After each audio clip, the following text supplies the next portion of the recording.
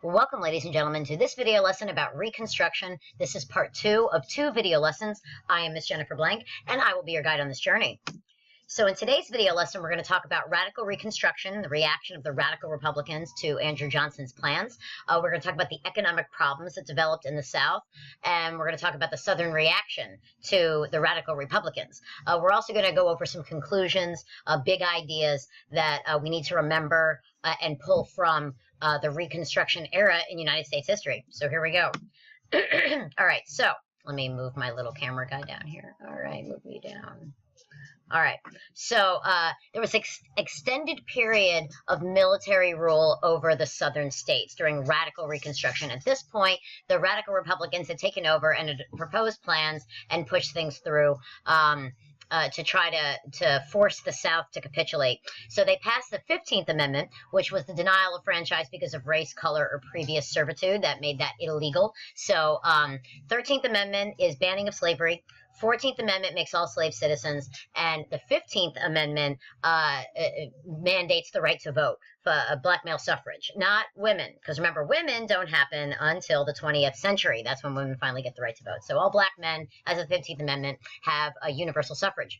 We have the Tenure of Office Act, where the president could not dismiss cabinet members whose appointments required congressional approval. This act was actually deemed unconstitutional because it violated the separation of powers. The president has the authority to do what he wants with his own cabinet. And also, due to several actions by Johnson, there was the impeachment. That he was the first president to be impeached, and he would be the only president to be impeached until William Jefferson Clinton in the 90s. He was not convicted in the Senate trial, so he did remain in office, but the radical Republicans tried to send a strong message they did not approve of the way he was handling his presidency. All right, so just to give you an idea of what radical Reconstruction looked like, I want you to get a look at these sectors. So each of these districts were basically military dictatorships that the South had to live under radical Reconstruction. So Virginia up here is number 1. You've got North and South Carolina is District 2. And then Alabama, Georgia, Florida are 3. Arkansas, Mississippi 4. And then Texas and Louisiana 5. Now, Tennessee, as it notes down here, had been readmitted before military Reconstruction was established, and that occurred in 1867, 2 years after the end of the war. And just to look at the key down here, in 1868,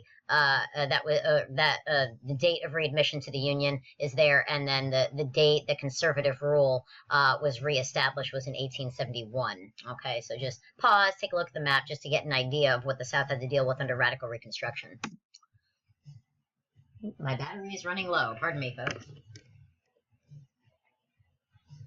All right. So problem number 1 was economics. All right. So you have a plantation-based economy that existed in the South. This is no longer viable. All right. Because slavery is gone. So that system that allowed a plantation-based economy to exist was void. So we had to come up with something else. So we came up with this contract wage labor system and this process, or this system known as sharecropping. What is sharecropping? It's a system of agriculture in which a landowner allows a tenant to use the land in return for a share of the crops produced on the land, right? The system did not in any way improve the Southern economy, and it resulted in a massive stagnation of the farming industry. So this was a disaster for the South. It was a disaster for people who owned the plantations. It was a disaster for people who worked on them.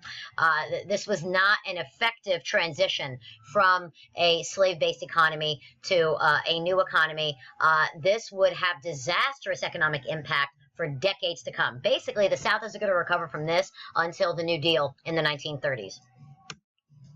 All right, so Civil War economic losses, just to give you a sense of what happened. So here, this is 1860 and 1870, and slaves, land, and stock, right? So if you look at where people were in 1860, these were the economic losses. These are the economic losses in 1870. So you're talking about, like, wow, severe economic losses. I mean, look at the size of these bars. These things are huge. So the South was decimated after the Civil War. And the Reconstruction plans enacted by both Johnson and the radical Republicans did nothing to solve this issue. They just made it worse because they were out for revenge. So this should be a lesson to people.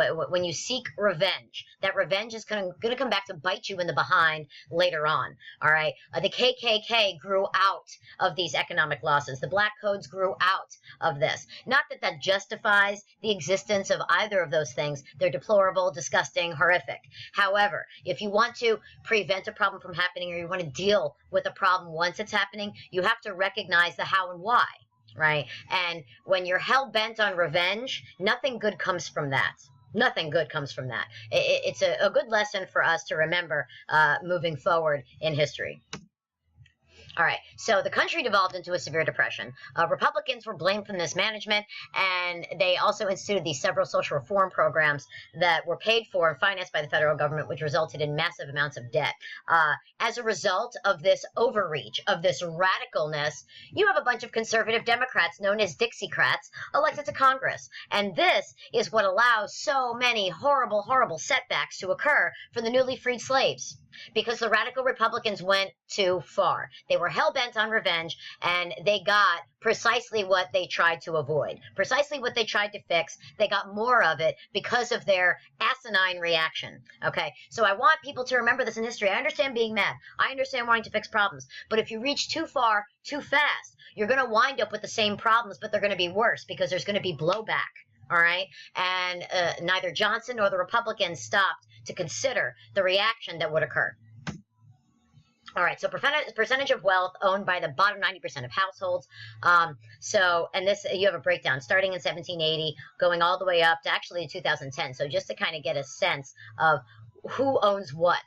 All right, the percentage of wealth that is owned by the bottom 90%. And as you see, we are on a steady decline.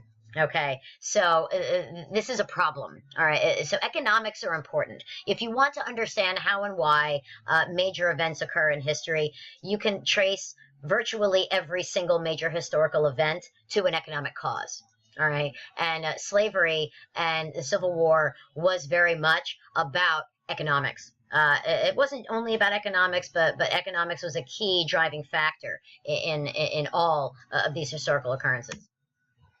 All right, let me move my camera here, let me make my little box. Okay, so Southern reactions to all of this radical Reconstruction. Well, the black codes were enforced through both private and public enterprises and through community pressure. So black codes, not good times. KKK was founded in 1865, the year the Civil War ended, and by 1866, a year after it was founded, the KKK was basically the equivalent of the Democratic Party. How nice. The Dixiecrats had basically taken control of an entire party in U.S. government. President Grant in 1868 responded with arrest and prosecution of Klan members, military intervention and martial law. So things went from bad to worse. And these racial issues, we are still dealing with them today. All right. We are still feeling the effects of radical Reconstruction to this day. And it is 2010. I'm sorry, not 2010. Well, the graph was 2010. Sorry. Ooh, I can't count. It is 2016. And we are still feeling the effects of this massive overreach and an absolute disastrous Reconstruction initiative on both sides. Disaster. So here we go. Here's a nice little graph. I'll leave you to interpret this for yourself. I would like you to ask me questions in class if you don't understand what this graph is telling you or what information you can pull from this graph. I want you to ask me about it in class. Okay, so I want you to pause the video, stare at this graph, tell me what conclusions you can draw from the data presented here. All right, so let me move this a little bit. The Supreme Court ruled in 1872 that the federal government exceeded its authority, overturned just about all of Grant's initiatives. Dealing with racial and Reconstruction problems was a state issue, the Supreme Court determined, and the Supreme Court declared the Civil Rights Act unconstitutional in 1883. Okay. Conclusions. The North grew massively weary of the Reconstruction problem, basically gave up on it and said, listen, we don't give a damn what the South does. We don't care. it's over. We want to move on with life. We don't want to deal with this anymore. They stopped viewing Reconstruction as its moral imperative, so they no longer were personally invested in its outcome. Black codes remained and were followed by Jim Crow laws, which I'll discuss in a much later video lesson. Southern economy and landscape were massively devastated by war, and this bred resentment. It bred hatred. It bred racial exclusion. It bred racial divides. It was just a disaster, right? And like I said previously, racist attitudes were unchanged and continued into the 21st century, and they continue even until this day. So I want you to learn the big picture lessons from Reconstruction. The idea that when you go too far, too fast, and not just that, but you're out for revenge. You're out to make the other side pay. This is what's going to happen. Bad things are going to happen. And if nothing else, we can learn from history that we need to do what we can to control our emotions when we're dealing with worldwide or nationwide problems, or really any problems. We want to try to look at them dispassionately. We want to try to look at the pros and cons and evaluate all the evidence as best as we can and forge a path forward that at least both sides can somewhat agree to, right? You have to compromise. You have to find a way to march forward together. Otherwise, you're going to be divided. And as we know, united we stand, divided we fall. The federal budget during the Civil War, just to give you an idea of what we spent and how we spent it. All right. So these are the years, War and Navy departments, total expenditures, and then total revenue. So you can get a sense of when we were in the red, when we were in the black, and what point we were spending what money. Now, this is from 2011. I've been trying to find updated data, but I can't find a chart that's broken down like this, so I will continue to look for that. If anybody else finds anything, please let me know. I will adjust my video lesson. Is it still an economic problem? Well, as of 2011, yeah, it still is.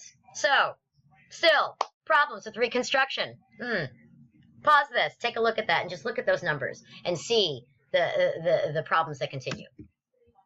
All right, so these are links I would like you to visit and take some notes on them. Now, you don't have to go crazy. You don't have to write down everything, but I want you to scroll through and take a look and write down what you feel to be the most important. We are going to discuss these websites in class. That is the end of Reconstruction. I hope you learned what you needed to, and I will see you in the next unit.